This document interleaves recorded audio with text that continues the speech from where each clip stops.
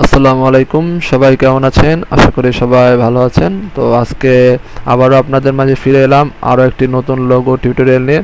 তো চলুন আমাদের লোগো টিউটোরিয়ালের কাজটি শুরু করে দিই। তো প্রথমে আমরা ক্রিয়েট নাও ক্লিক করব আর আমাদের একটি আর্টবোর্ড নিয়ে নেব।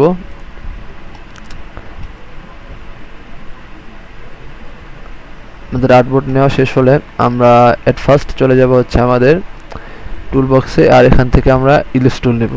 তো আমরা শিফট শিফট প্রেস করে ধরে আমরা এতটুকু একটা ইলিশ টুল নিয়ে নেব এবং এটাকে মাঝখানে নিয়ে চলে আসব।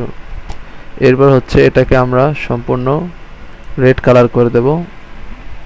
হ্যাঁ, আর এখান থেকে আমরা এটা সিলেক্ট থাকা অবস্থায় এডিট অপশনে ক্লিক করে কপি, আবার এডিট অপশনে ক্লিক করে কপি ইন ফ্রন্ট করে দেব এবং এটাকে আমরা সিলেক্ট করে এভাবে ধরে শিফট চেপে ধরে এভাবে আমরা হালকা করে এটাকে একটু এতটুক দূরবর্তী সরে এতটুক এটাকে আমরা এভাবে ধরে আগে কন্ট্রোল জেড দিয়ে নেই।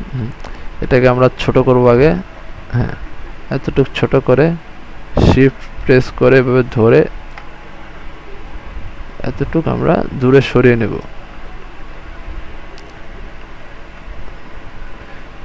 আমরা একটু বড় করে দিই, একটু দূরে সরিয়ে নিব। তো আমাদের কাজটি শেষ হয়ে গেলে আমরা দুটোকে একবারে সিলেক্ট করে দুটোকে একটু বেশি চলে গেছে, আমরা আরেকটু ভিতরে ঢুকিয়ে নেই। তো দুটোকে আমরা সিলেক্ট করব, সিলেক্ট করে আমরা শেপ বিল্ডার টুলে যাব। শেপ বিল্ডার টুলে যে আমরা ওয়ালটার ধরে এটাকে আমরা মাইনাস করে দেব, এটাকে আমরা মাইনাস করে দেব। এরপরে হচ্ছে আমরা এটা সিলেক্ট অবস্থায় আমরা আবার এডিট অপশনে ক্লিক করব এবং আবার কপি, আর এখান থেকে কপি ইন ফ্রন্ট করে দেওয়ার পরে আমরা এটাকে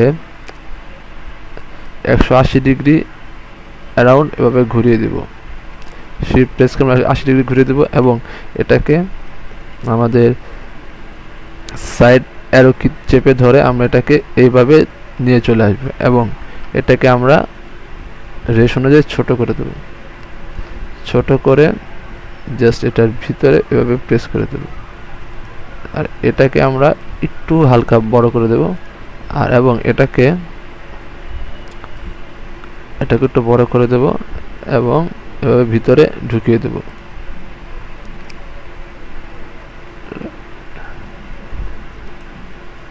তো এটাকে আমরা এভাবে আমরা শিফট প্রেস ধরে এভাবে বড় করব যেন এটা আমাদের চারটা দিক সমান থাকে। এতটুকু গ্যাপ দেখছেন, এই গ্যাপটাও আমরা রাখবো না, আমরা এই গ্যাপটাও ফিল আপ করার চেষ্টা করব। যতটুক সম্ভব আমাদের হয় ফিল আপ করার আমরা সেটাই চেষ্টা করব। তো এটাকে আমরা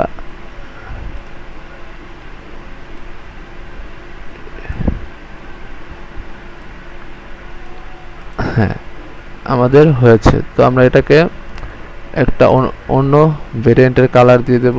তো জাস্ট আমরা এটাকে ইয়েলো বা গ্রে করে দেই। তো এখন আমরা যাব টাইপ টুলে, টাইপ টুল থেকে আমাদের ফন্ট সিলেক্ট করতে হবে। তো আমরা এখান থেকে ফন্ট সিলেক্ট করব হচ্ছে এই ফন্টটা সিলেক্ট করব। আপনাদের ফন্টটা দেখাই দেই, এই যে এই ফন্টটা সিলেক্ট করব।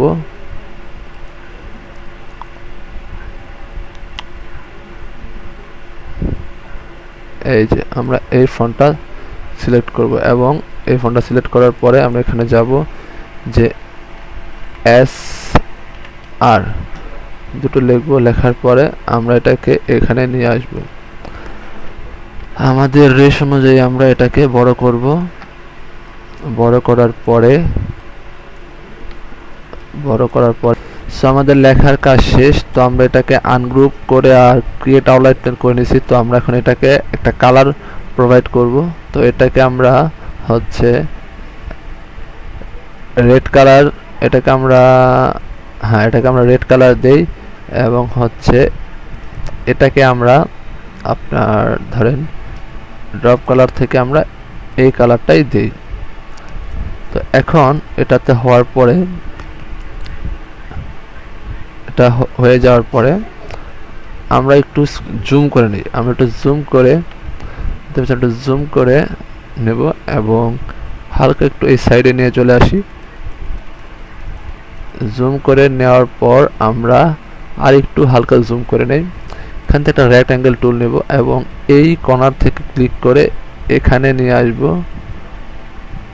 হ্যাঁ, এখানে নিয়ে আসব, এই কর্নারে নিয়ে আসব। এটা কিভাবে সিলেক্ট অবস্থায় এভাবে ড্র্যাগ করে এখানে নিয়ে ছেড়ে দেব। তো এটাকে আমরা একটা ইয়েলো কালার দিই। এরপর হচ্ছে আমরা এটাকে ধরে এটা ডিলিট করে দিতে হবে। এটাকে আমরা এগুলা সিলেক্ট করব। শেপ বিল্ডার টুলে যে আমরা এটাকে এক করে দেব। কালারটা এক হয়ে গেছে। আর এটাকে আমরা এক করে দেব। আর হচ্ছে এই যে কালারটা আছে সেটাকে আমরা ড্র্যাগ করে সরাই নেব।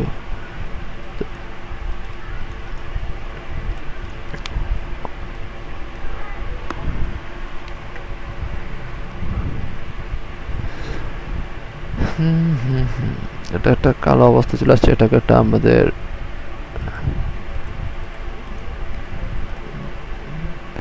হবে। আর এখান থেকে আমরা ঠিক এভাবে কিছু রেক্ট্যাঙ্গেল টুল ক্রিয়েট করব।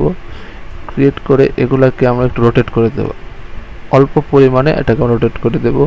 তো এটাকে রোটেট করে দেওয়ার পরে হচ্ছে আমরা বাইরে ক্লিক করে এটাকে এভাবে রাখবো। আর হালকা একটু আরো রোটেট হবে। এরপরে আমরা এটাকে একটু সময় নিয়ে ফেলছি রোটেট করার জন্য এটাকে। তো এটা একটু উপরে যাবে, এটা এতটুক নিচে আসবে, আর এটা এতটুক থাকবে। তো সো এভাবে পারফেক্ট। তো আমি জুম আউট করে নিই। এখন হচ্ছে যে আমি এটার কালার পরিবর্তন করে দেব ড্রপ দিয়ে। হ্যাঁ, এটার কালার সেম হয়েছে এবং আমি এটার কালারও পরিবর্তন করে দেব।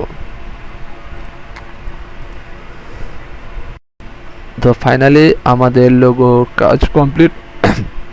জুম আউট করে দেখাচ্ছি আমি আপনাদেরকে। আমাদের লোগোর ক্লাস কমপ্লিট হয়ে গেছে। এখন এটাকে মকআপ করব। তো আমি এখন চলে যাব মকআপ অপশনে। এটাকে মকআপ করার জন্য দেখি এটা মকআপ করে কতটা সুন্দর দেখা যায়। অতঃপর কাজ শেষে মকআপ করে প্রায় লোগোটা আপনার এমন দেখা যাবে। তো এখানে আপনি আপনার কোম্পানি নাম বা আপনার গ্রুপের নাম যেটাই ইচ্ছে আপনি দিয়ে আপনার লোগো সেট করতে পারেন। তো আশা করি ভিডিওটি সবার ভালো লাগবে। আজকে এই পর্যন্ত। সবাইকে ধন্যবাদ। আল্লাহ হাফেজ।